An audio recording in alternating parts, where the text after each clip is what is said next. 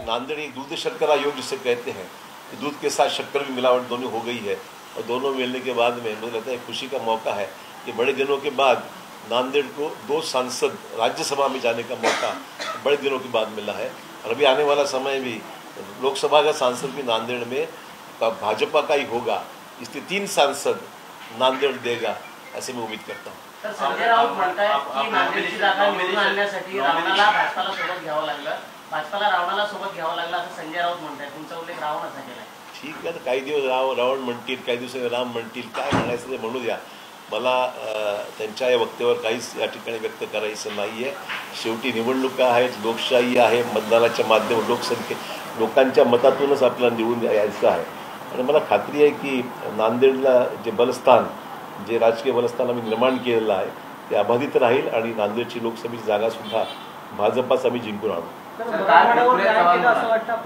निश्चितच दोन राज्यसभेचे उमेदवार एका जिल्ह्यातून मिळण्याचा हा कदाचित क्वचित योग असेल।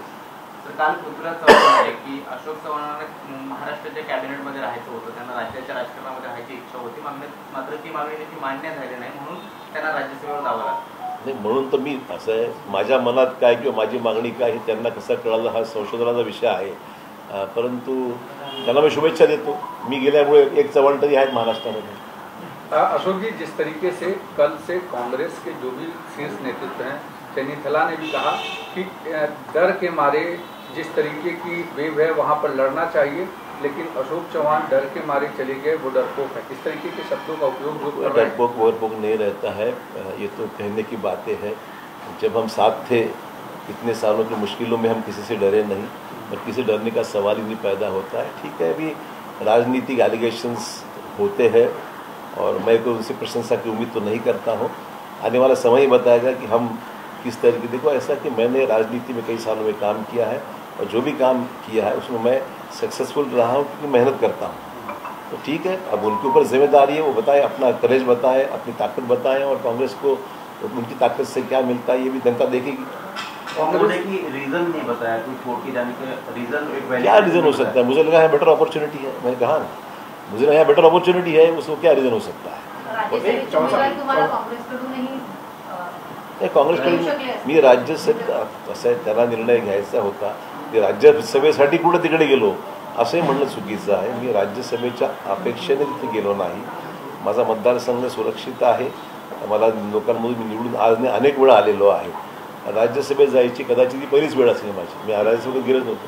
सोनिया जी जो है वो भी राज्यसभा से जा रही है, लोकसभा में इस बार वो नहीं लड़ेगी, इसको आप कैसे देखते हैं? कि ठीक है, मैं उनके बारे में अभी कोई वक्तव्य करना उचित नहीं समझता हूँ।